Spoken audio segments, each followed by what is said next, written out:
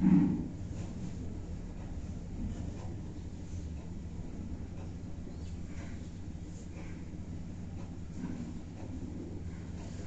बच्चे, यह पावन बनने की पढ़ाई सब पढ़ाइयों से सहज है। इसे बच्चे, जवान, बूढ़े सब पढ़ सकते हैं। सिर्फ 84 जन्मों को जानना है। प्रश्न: हर एक छोटे व बड़े को कौन सी प्रैक्टिस जरूर करनी चाहिए? उत्तर: हर एक को मुरली चलाने की प्रैक्टिस जरूर करनी चाहिए, क्योंकि तुम मुरलीधर के बच्चे हो। अगर मुरली नहीं चलाते तो ऊंच पद नहीं पा सकेंगे। किसी को सुनाते रहो तो मुख खुल जाएगा। तुम हर एक को बाप समान टीचर जरूर बनना है। जो पढ़ते हो वह पढ़ाना है। छोटे बच्चों को भी यह पढ़ाई पढ़ने का हक है। वह भी बेहद के बाप का वर्षा लेने के अधिकारी है। ओम शांति। अभी आती है शिव बाबा की जयंती।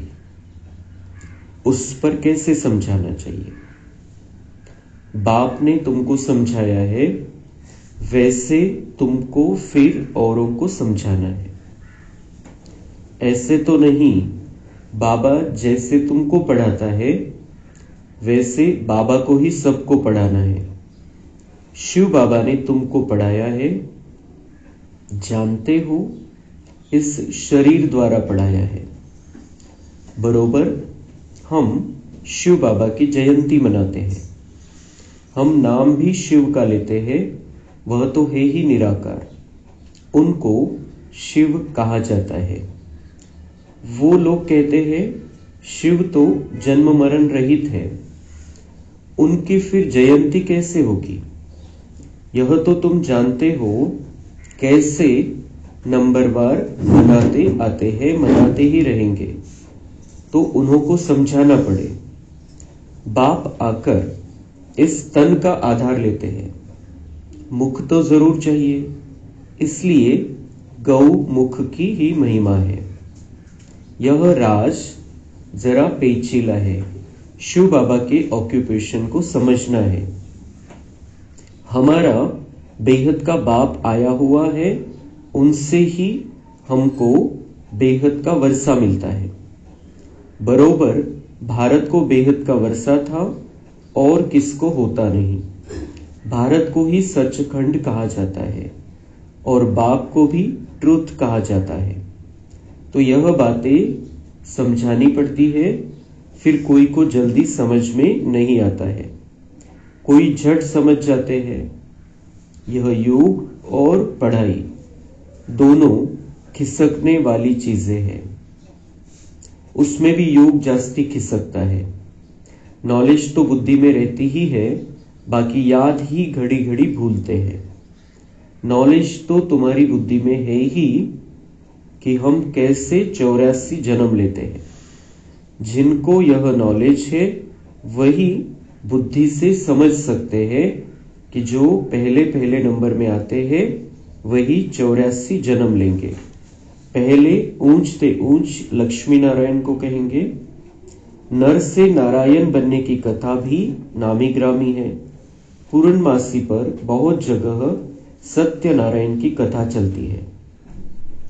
अभी तुम जानते हो, हम सचमुच बाबा द्वारा नर से नारायण बनने की पढ़ाई पढ़ते हैं। यह है पावन बनने की पढ़ाई और है भी सब पढ़ाइयों से बिल्कुल सहज। 84 जन्मों के चक्र को जानना है और फिर यह पढ़ाई सबके लिए एक ही है। बूढ़े, बच्चे, जवान जो भी हो, सबके लिए एक ही पढ़ाई है। छोटे बच्चों को भी हक है।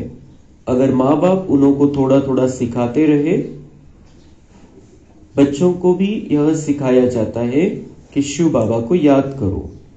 आत्मा और शरीर दोनों का बाप अलग अलग है। आत्मा बच्चा भी निराकारी है तो बाप भी निराकारी है। तो बाबा म्हणता है ये जो पढ़ाई है ये सबके लिए, बच्चे बूढ़े जवान सभी इस पढ़ाई को पढ़ सकते हैं। छोट्या बच्चांना बाबा म्हणतात काय समजवायचं त्यांना, आत्मा और शरीर दोनों का बाप अलग अलग है। आत्मा बच्चा भी निराकारी है तो बाप भी निराकारी। आत्मा के पिता अलग है, शरीर के पिता अलग है। आत्मा निराकारी है, जसं शरीर आपलं आहे तसं आत्मा नाहीये। आत्मा निराकारी आहे, 5 तत्वांनी बनलेली नाहीये। आत्मा ज्योतिबिंदू आहे, आत्मा चांदणीसारखी चमकतीये आणि परमात्मा पण तसाच है। तो आत्मा को परमात्मा से जोड़ना है, चाहे वो छोटा बच्चा हो, चाहे बड़ा हो, चाहे बूढ़ा हो, वो आत्मा है। और आत्मा का, हर आत्मा का पिता परमपिता परमात्मा है। तो बाबा म्हणते ये कोई भी पढ़ सकता है। 84 जन्मों को जानना है। 84 जन्म नीचे हम आत्माएं हैं, परमधाम से नीचे आते हैं। हम शिव बाबा के बच्चे हैं, परमधाम से नीचे आते हैं। एक जन्म लेते लेते हम यहां पर अंत में पहुंच गए हैं। और फिर बाबा आया है, फिर हमें ये 84 का चक्र लगाना है। परमधाम जाना है, अपने घर वापस जाना है, वहां से आए थे। तर बाबा म्हणते इतकं सोपं आहे। 84 जन्म समजून घ्यायचे, सगळं ज्ञान बुद्धीमध्ये राहील। मग हे जे ज्ञान आहे हे इतकं बुद्धीमध्ये जे बसतं फिट, तर ते लवकर निघत नाही। पण योग जो आहे तो योग कंटिन्युअस बाबामध्ये नाही राहत, वेगवेगळ्या गोष्टीमध्ये योग राहतो। कधी कोणाचा विचार येईल, कधी कोणाच्या बाबतीत विचार चालेल मनामध्ये, कधी काय, कधी कोणती व्यक्ती, वस्तू, परिस्थिती, कशाच्याही बाबतीत योग, म्हणजे कुठेही कोणते विचार चाललेले म्हणजे योग तिकडे लागलेला आहे। त्यामुळे बाबा म्हणते ये योग खिसकता रहता है। तो ये इस योग को हमें बाबा में स्थिर रखना है, बाबा से योग रखना है, कनेक्शन बाबा से रखना है। बाबा और बाबा की बातें हमारी बुद्धि में सदा रहनी चाहिए, जो कुछ भी हम कर रहे हैं वो करते समय। तर बाबा म्हणताय की अभी जैसे शिव जयंती आ रही है, आता शिवरात्रि येणार है, दुनियाच्या हिशोबाने आपल्या हिशोबाने शिव जयंती, तो उस पर कैसे समझाना है, भगवान का पार्ट क्या है, ये उस पर समझाना है उनको कि शिव बाबा का पार्ट क्या है, वो कैसे धरती पर आते हैं, किस समय आते हैं। मग त्याला रात्री का म्हणतात तुम्ही, कारण ही कलियुगाची घोर अंधकारमयी रात्र आहे, जिथं दुःख आणि अशांती आहे। आणि अशा दुनियेमध्ये शिव बाबा येतो, आणि तो कसा येतो, तो जन्म नाही घेत, तो अवतरित होतो। तो ब्रह्माच्या शरीरामध्ये अवतरित होतो आणि त्याद्वारे त्यांनी ज्ञान दिलेलं आहे, आणि त्या ज्ञानाच्या आधाराने आपण विकारांवरती विजय मिळवतो। तो अंधकारामधून आपल्याला प्रकाशामध्ये घेऊन जातो। तो ये शिव बाबा का पार्ट है, और उसका यादगार भक्ति मार्ग में शिवरात्रि मनाते हैं। तो उस पर बाबा म्हणता है, उस पर समझाना है उनको कि शिवरात्रि का क्या महत्व है और उसका अर्थ क्या है। गौमुख का गायन है, गौमुखाचं खूप महिमा केली जाते, पण गौमुख म्हणजे हे ब्रह्माच्या मुखाद्वारे बाबांनी आपल्याला ज्ञान समजवलेलं, ज्ञान दिलेलं आहे। तर त्यामुळे ते गौमुखाची महिमा केली जाते। बाकी गौमुखामधून गंगा धरतीवरती आली वगैरे वेगवेगळ्या गोष्टी आहे। भागीरथाने गंगा आणली, वेगवेगळ्या गोष्टी त्याच्या बाबतीत आहे। पण गौमुख म्हणजे हे ज्ञानाची गंगा परमात्म्याने या धरतीवरती आणली ब्रह्माच्या मुखाच्या द्वारे, त्याची ती यादगार है। तो बाबा म्हणते ये सारी बातें तुम्हें अपनी बुद्धि में रखनी है और सबको समझानी है। यह भी तुम बच्चों की बुद्धि में है, वह निराकार शिव बाबा हमारा बाप है। कितना छोटा है वो, हमारा बाप है। किसका? सभी आत्माओं का बाप है। लेकिन छोटा कितना है, जितने हम हैं उतना ही बाबा भी है, लेकिन वो सर्वशक्तिमान है। कितना छोटा है, यह अच्छी रीति याद रखना है, भूलना नहीं चाहिए। हम आत्मा भी बिंदी मिसल छोटी है, ऐसे नहीं ऊपर जाएंगे तो बड़ी दिखाई पड़ेगी, नीचे छोटी हो जाएगी, नहीं, वह तो है बिंदी। ऊपर में जाएंगे तो तुमको जैसे देखने में भी नहीं आएगी। असं नाही की आत्मा छोटी मोठी होते, परमात्मा छोटा किंवा मोठा होतो, छोटा आहे। आत्मा पण छोटीशी खूप सूक्ष्म आणि परमात्मा पण सूक्ष्म आहे। जो दिसू शकत नाही. असं नाही की वर जाईल बाबा खाली येईल तर मग छोटासा होऊन येतो बाबांच्या शरीरामध्ये दादीच्या शरीरामध्ये आणि वर जाईल तर मोठा होईल. बाबा सदा सूक्ष्म ही है, सूक्ष्म ज्योति बिंदु है. वैसे हम भी आत्मा सदा ऐसे, चाहे हम छोटे बच्चे हैं या फिर हम बूढ़े हो गए हैं, आत्मा उतनी ही है. शरीर छोटा बड़ा होता है.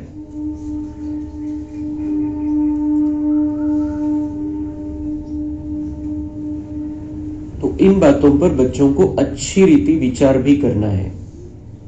विचार करना है मतलब देखना है अपने स्वरूप को, बाबा के स्वरूप को देखते रहना है. मन से विचार करना है, बुद्धि से देखना है. हम आत्मा ऊपर से आई है शरीर से पार्ट बचाने. आत्मा घटती बढ़ती नहीं है. ऑर्गन्स पहिले छोटे पीछे बडे होते. शरीराचे अवयव छोटे असतात मग मोठे होतात, पण आत्मा तशीच्या तशी. अभी जैसे तुमने समझा है वैसे फिर औरों को समझाना है.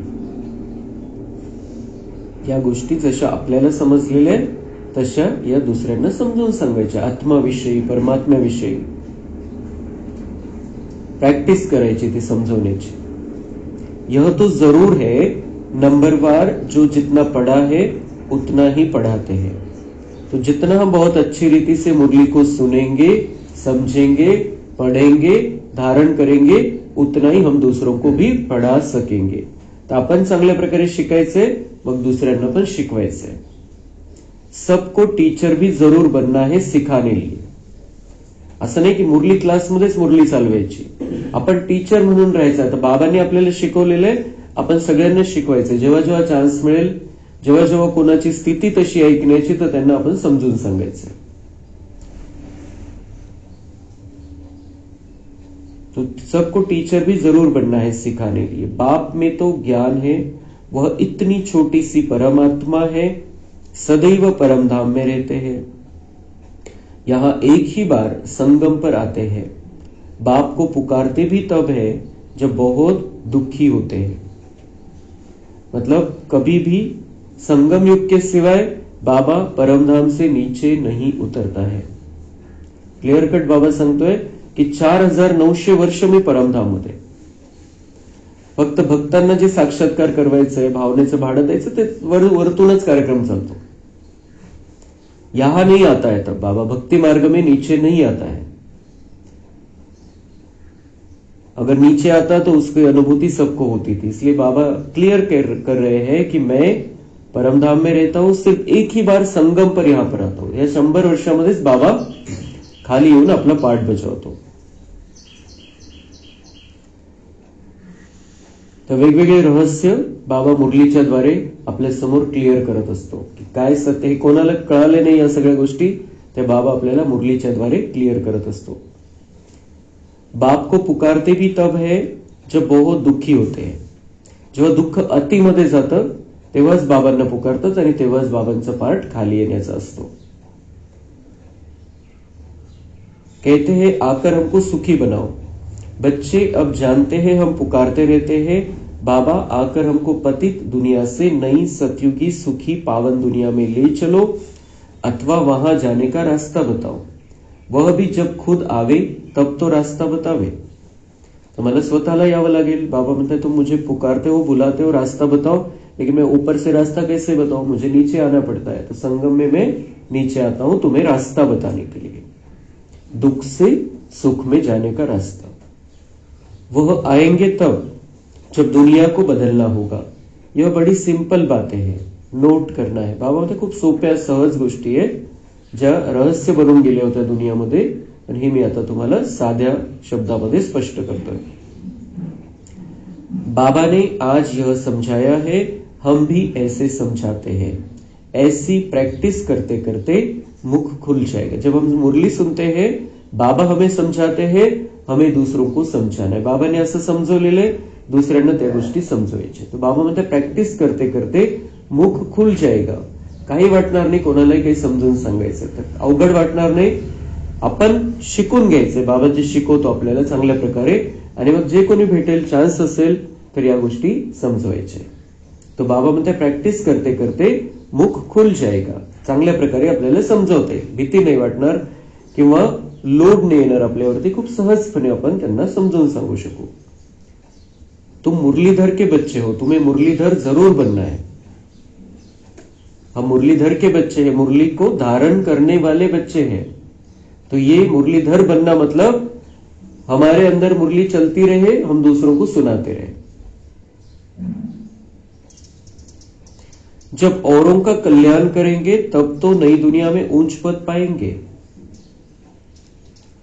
औरों को बताएंगे नहीं, इस रास्ते के बारे में समझाएंगे नहीं, तो उनका कल्याण कैसे होगा.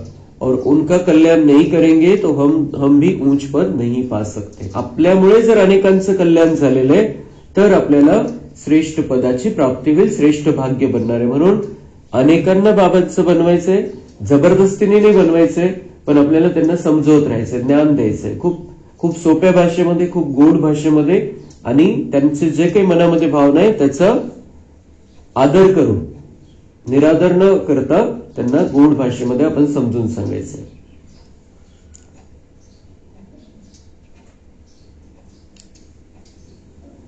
वह पढ़ाई तो है यहाँ के लिए, यह है भविष्य नई दुनिया के लिए. वहां तो सदैव सुख ही सुख है, वहां 5 विकार तंग करने वाले होते ही नहीं. यहाँ रावण राज्य अर्थात पराये राज्य में हम हैं. नया भारत था, अब पुराना भारत ही कहेंगे. भारत ही नई दुनिया होगी. तुम जानते हो हम अभी नई दुनिया के मालिक बन रहे हैं. बाप ने राय बताई है, मुझे याद करो तो तुम्हारी आत्मा नई प्योर बन जाएगी, फिर शरीर भी नया मिलेगा. बाबांनी काय सल्ला दिलेला आहे आपल्याला? मुझे याद करो तो तुम्हारी आत्मा नई प्योर बन जाएगी, फिर शरीर भी नया मिलेगा. आत्मा और शरीर दोनों सतो प्रधान बनते हैं. तुमको राज्य मिलता ही है सुख के लिए. यह भी ड्रामा अनादि बना हुआ है. नई दुनिया में सुख और शांति है, वहां कोई तूफान आदि नहीं होते. बेहद की शांति में सब शांत हो जाते हैं. यहां है अशांति तो सब अशांत है. सतयुग में सब शांत होते हैं, क्योंकि शांत स्वरूप आत्माएं हम यहां पर बनते हैं. हमारे अंदर शांति की धारणा हो जाती है, और जिनके अंदर शांति की धारणा हो जाती है वो सतयुग में रहते हैं. इसलिए वहां अशांति नहीं, अशांति करने वाला कोई नहीं, अशांति प्रकृति में भी नहीं और व्यक्ति में भी नहीं. इसलिए वो शांति की दुनिया है और वहां पर हमें पहुंचना है. इसलिए यहां पर हमें अशांति निर्माण नहीं करनी है, हमें अपने अंदर भी शांति धारण करनी है और शांति फैलानी है.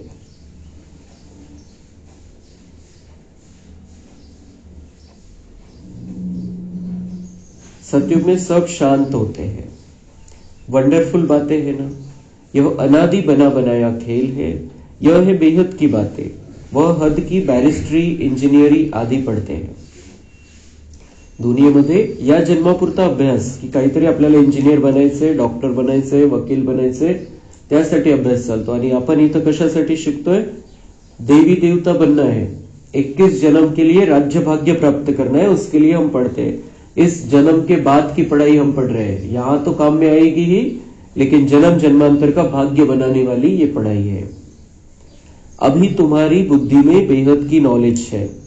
एक ही बार बाप आकर बेहद ड्रामा का राज समझाते हैं. यह नाम भी नहीं सुना था कि बेहद का ड्रामा कैसे चलता है. हे तर माहितीच नव्हतं. हे चक्र आहे, दुनिया म्हणजे एक चक्र आहे.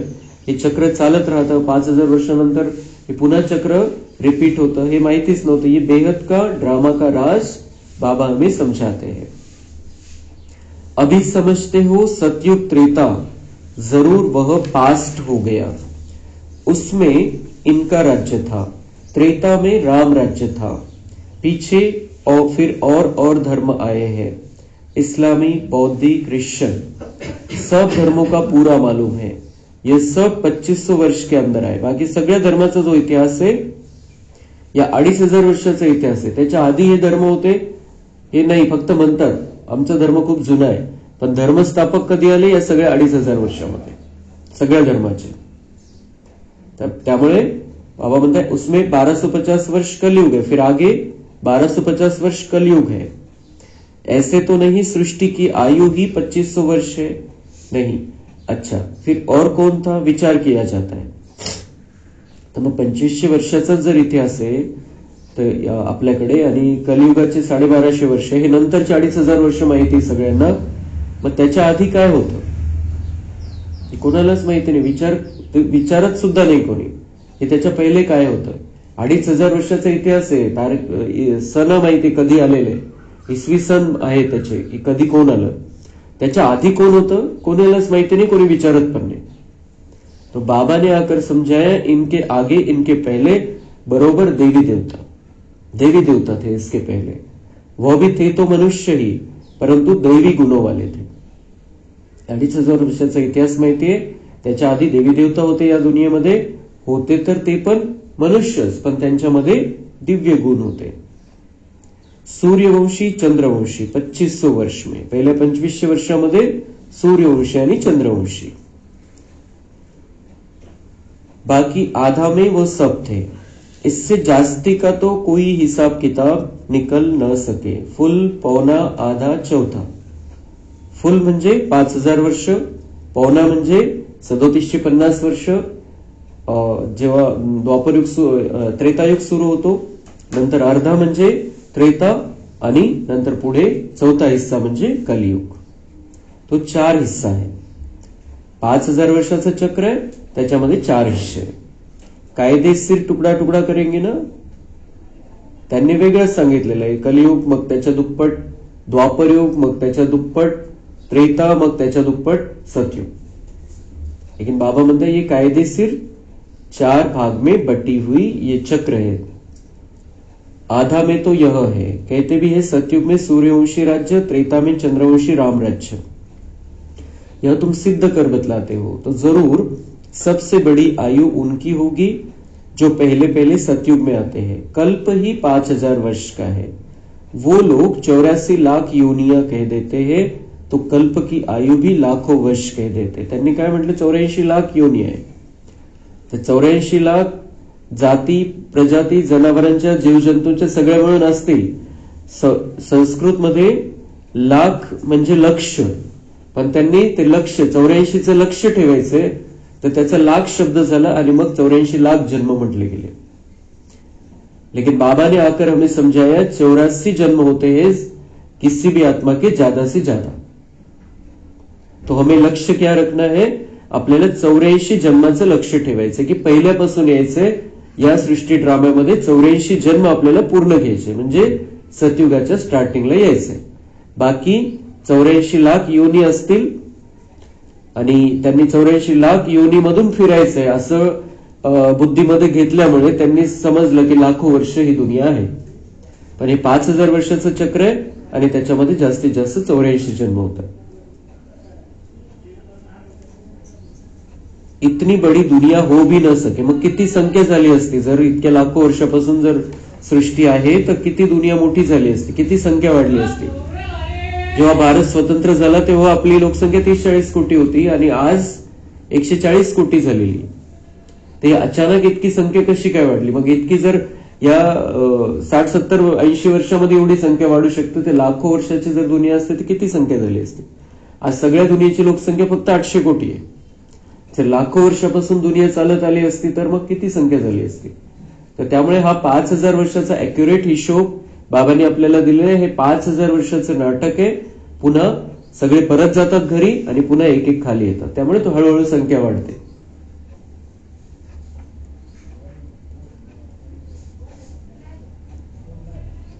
तो इतनी बड़ी दुनिया हो भी न सके, बाप बैठ समझाते हैं, वह सब है अज्ञान और यह है ज्ञान। बाबा में ज्ञान, सच्चा ज्ञान बताते हैं, दुनिया में अज्ञान फैला हुआ है। ज्ञान कहां से आया यह भी किसको पता नहीं है। ज्ञान का सागर तो एक ही बाप है, वही ज्ञान देते हैं मुख से। वो किस बाबा ज्ञान का सागर है, ज्ञान देते हैं मुख से, मुख वापरावं लागतं, त्याच्याद्वारे तो ज्ञान देतो। आकाशवाणी नाही होत, परमेश्वर प्रवेश करतो, अवतरित होतो बाबांच्या शरीरामध्ये, नंतर दादींच्या शरीरामध्ये, आणि त्याच्याद्वारे ज्ञान दिलेलं आहे। कहते हैं गौमुख। इस गौ माता से तुमको सबको एडॉप्ट करते हैं। ये थोड़ी सी बातें समझाने में तो बहुत सहज है। एक रोज समझाकर फिर छोड़ देंगे तो बुद्धि फिर और बातों में लग जाएगी। स्कूल में एक दिन पढ़ा जाता है या रेग्युलर पढ़ना होता है? मुरली रोज ऐकायला पाहिजे आणि जे ज्यांना कोर्स करायचा आहे त्यांनी पण मध्ये सोडून दिलं तर बुद्धी दुसरीकडे भरकटेल, म्हणून 7 दिवसाचा कोर्स म्हटलेला आहे की 7 दिवस लगातार करायला पाहिजे। आणि मग मुरली पण जर रेग्युलर नसेल तर बुद्धी दुसऱ्या गोष्टीमध्ये भटकते। जसं बाबांनी सांगितलं, अगर कुछ दिन मिस करेंगे तो मिस करने का संस्कार हो जाता है, क्योंकि बुद्धि दूसरी बातों में भटकने लगती है। नॉलेज एक दिन में नहीं समझी जा सकती है। बेहद का बाप हमको पढ़ाते हैं तो जरूर बेहद की पढ़ाई होगी। बेहद का राज्य देते हैं।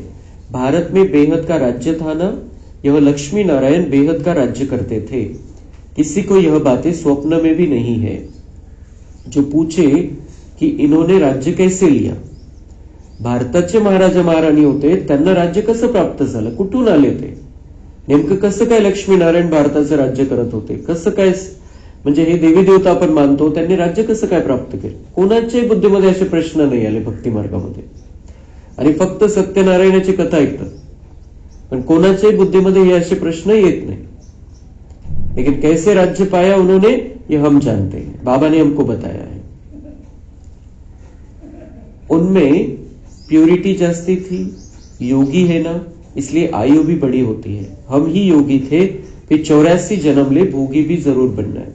मनुष्य नहीं जानते कि यह भी जरूर पुनर्जन्म में आए होंगे। तो लक्ष्मी नारायण भी पुनर्जन्म में आते हैं, जन्म पुनर्जन्म के चक्कर में है।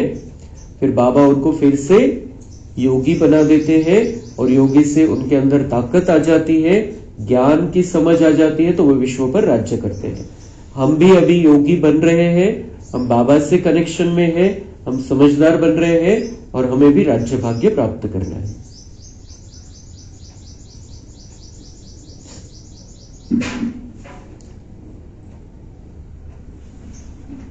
इनको भगवान भगवती नहीं कहा जाता। इनसे पहले तो कोई है नहीं जिसने 84 जन्म लिया हो।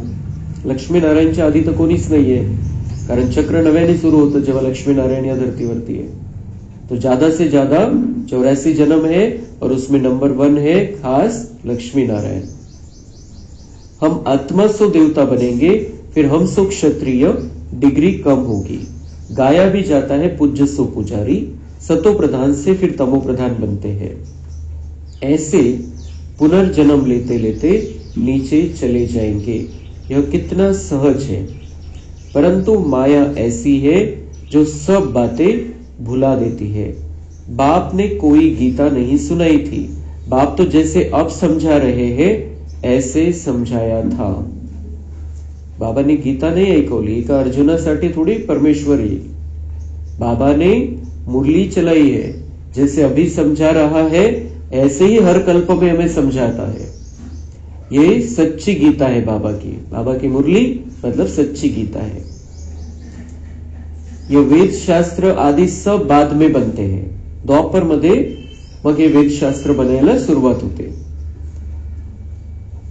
यह सब होल लॉर्ड जो है, विनाश होगा तो ये सब जल जाएंगे, कोणते शास्त्र राहणार नाही शिल्लक।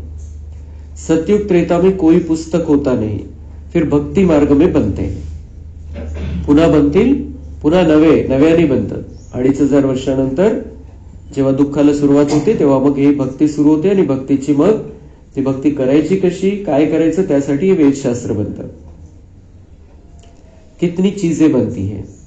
रावण को भी बनाते हैं परंतु बेसमझी से।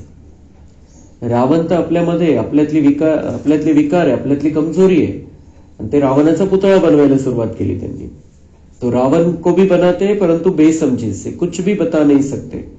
बाप समझाते हैं यह हर वर्ष बनाते हैं और जलाते हैं, जरूर यह बड़ा दुश्मन है। लेकिन समझा ही नहीं उसको कि एका रावणाने रामाची सीता पळवली असं सांगितलं गेलं आणि रामाने त्याचा खात्मा करून टाकला, मग पुन्हा त्याचा पुतळा बनवून जाळायची आवश्यकता काय दरवर्षी। लेकिन वो रावण मतलब हमारे अंदर के 5 विकारों का वो प्रतीक है, और इसलिए उसको उसका पुतला बना के जलाते. आपल्या मधल्या रावणाला जाळायचं होतं, तर ते पुतळा बनवून जाळायला सुरुवात केली. परंतु दुश्मन कैसे है यह कोई नहीं जानते. कैसे रावण हमारा दुश्मन है, रावण मतलब 5 विकार, कैसे वो हमारे दुश्मन है ये कोई भी नहीं जानता. आणि म्हणून वरवरच्या या सगळ्या गोष्टी सुरू झाल्या. मग वह समझते सीता चुरा ले गए इसलिए शायद दुश्मन है. सीतेचं अपहरण केलं त्यांनी म्हणून तो दुश्मन है असं समजतात कहाणीनुसार. राम की सीता को चुरा ले जावे तो बड़ा डाकू हुआ ना. कब चोरी की, कब चोरी की उसने, त्रेता में कहे या त्रेता के अंत में. केव्हा चोरी केली त्याने सीतेची. त्रेता युग आहे, 1250 वर्ष आहे. बाबा म्हणताय कि कब उसने, रावण ने राम की सीता चुराई होगी, त्रेता के शुरुआत में या त्रेता के अंत में. इन बातों पर भी विचार किया जाता है. स्पेशल पॉइंट येऊन जातात कधी कधी बाबांचे. कब चोरी होनी चाहिए, कौन से राम की सीता चोरी हुई, राम सीता की भी राजधानी चली है क्या, एक ही राम सीता चले आए हैं क्या.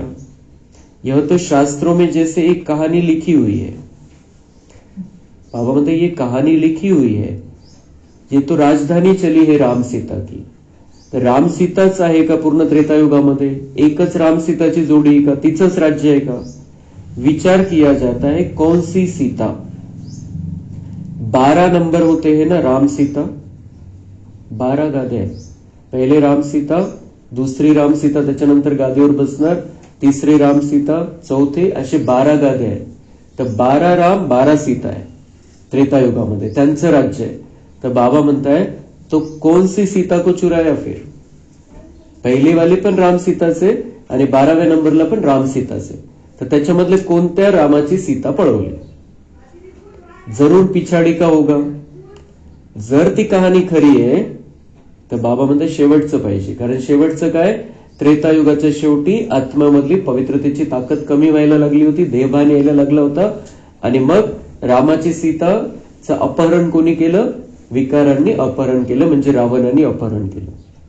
तर शेवटची जी सीता आहे तिचं अपहरण झालं, म्हणजे आत्मिक स्थितीचं अपहरण झालं. तर बाबा म्हणताय अगर कहानी को हम सच भी मान ले तो वो राम सीता कौन से, पहिले वाले राम सीता नाही, त्रेतायुगामध्ये ज्यांनी जे पहिली राम सीता आहे ते नाही, लास्टची राम आणि सीता. आणि ते पण त्याचं पण आत्मिक स्थितीमध्ये जर आपण बघितलं तर आपली आत्मिक स्थिती डाऊन झालेली, एकदम त्या शेवटच्या टप्प्यावरती आलेली होती, देहभान यायला लागला होता. आणि अशा वेळेला मग देहभानाने आत्मरूपी सीतेची चोरी करून घेतली, असा त्याचा अर्थ आहे. तो यह जो कहते हैं राम की सीता चुराई गई, अब राम के राज्य में सारा समय एक का ही राज्य तो नहीं होगा, जरूर डिनाइस्टी होगी. तो कौन से नंबर की सीता चुराई. ये सब बहुत समझने की बातें हैं. तुम बच्चे बड़ी शीतलता से किसी को भी यह सब राज समझा सकते हो. बाबा म्हणतात खूप शांततेने तुम्ही सगळ्यांना हे रहस्य समजावून सांगू शकता. जेव्हा केव्हा विषय निघेल तर हे रहस्य आपण दुसऱ्यांना समजावून सांगू शकतो. सगळ्यात पहिले तर त्याला बाबा समजून सांगायचं. बाबा कोण आहे, कोणी हे ज्ञान दिलेलं आहे आणि कोणी हा प्रश्न काढलेला आहे. परमेश्वर प्रश्न विचारतोय की काय झालेलं असेल. कहाणीमध्ये जे लिहिलेलं आहे तर त्यानुसार ही रामसीता, एकच रामसीता इतके वर्ष राज्य नाही केलं त्यांनी, त्यांच्या गाद्या चाललेल्या आहे. तर बाबा म्हणतात ये कुछ भी बातें है ज्ञान की समझानी है दूसरों को, लेकिन बहुत शीतलता से, बहुत प्यार से समझाना है. अभी तुम झूठे मनुष्य से सच्चे देवता बनने बैठे हो. अभी हम क्यों बैठे हैं बाबा के सामने, बाबा की मुरली क्यों सुन रहे हैं. मनुष्य के अंदर झूठापन है, झूठा ज्ञान फैला हुआ है, और हम बाबा के बच्चे झूठे मनुष्य से सच्चे देवता बनने के लिए यहां पर बैठे हैं. अच्छा, मीठे मीठे सिकिल थे बच्चों प्रति माता पिता बाप दादा का याद, प्यार और गुड मॉर्निंग। रूहानी बाप की रूहानी बच्चों को नमस्ते। हम रूहानी बच्चों की रूहानी बाप दादा को याद, प्यार, गुड मॉर्निंग, नमस्ते। वहां बाबा वहां, शुक्रिया बाबा शुक्रिया। धारणा के लिए मुख्य सार है, ज्ञान सागर बाप जो रोज बेहद की पढ़ाई पढ़ाते हैं उस पर विचार सागर मंथन करना है। जो पढ़ा है वह दूसरों को भी जरूर पढ़ाना है। यह बेहद का ड्रामा कैसे चल रहा है, यह अनादि बना बनाया वंडरफुल ड्रामा है। इस राज को अच्छी रीति समझकर फिर समझाना है। वरदान है, पवित्रता की श्रेष्ठ धारणा द्वारा एक धर्म के संस्कार वाले समर्थ सम्राट भव। आपके स्वराज्य का धर्म अर्थात धारणा है पवित्रता। आपलं जे स्वराज्य आहे, आत्म्याचं राज्य आहे स्वतःवरती, तर त्याची सगळ्यात महत्वाची धारणा आहे पवित्रता। जितके आपण पवित्र तितकं आपल्या स्वतःवरती कंट्रोल राहील। स्वतःचं म्हणजे त्यामुळे बाबा म्हणताय की स्वराज्य का धर्म यानी धारणा है पवित्रता।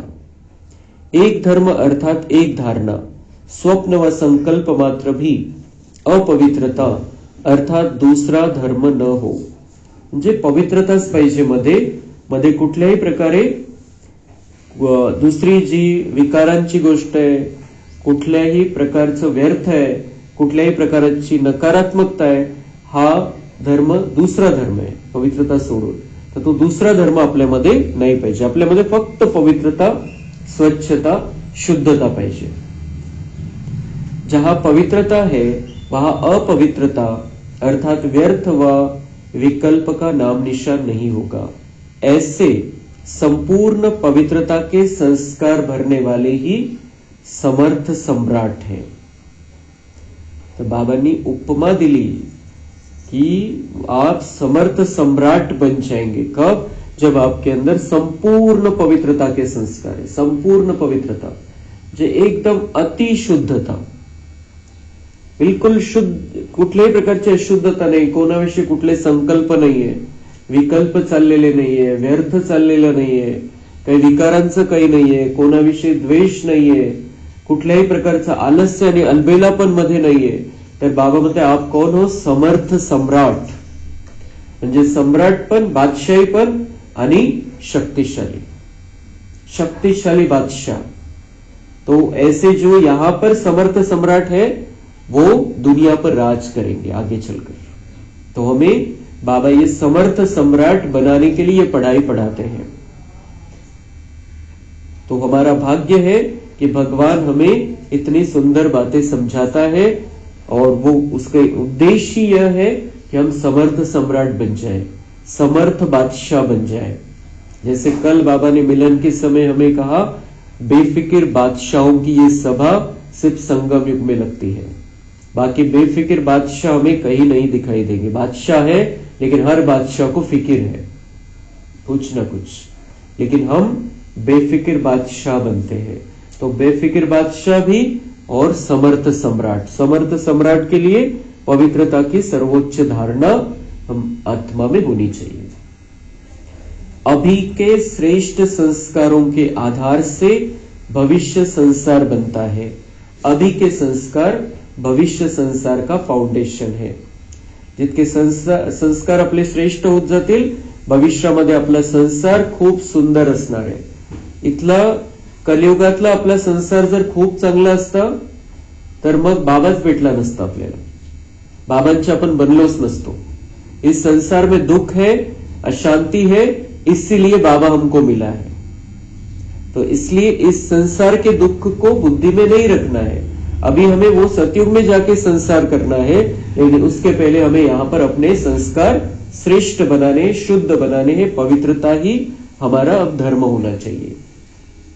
स्लोगन है, विजयी रत्न वही बनते हैं जिनकी सच्ची प्रीत एक परमात्मा से है. ज्यांचं प्रेम एका बाबाशी आहे ते विजयी होतील. कशावरती विजयी? विकारांवरती विजय, व्यर्थवरती विजय, आपल्या पाप कर्मावरती विजय, स्वतःच्या कर्मेंद्रियावरती विजय, मन बुद्धिवरती विजय. तो कौन विजयी बनेगा? जिनकी एक बाबा में प्रीत है सच्ची. अच्छा, ओम शांति.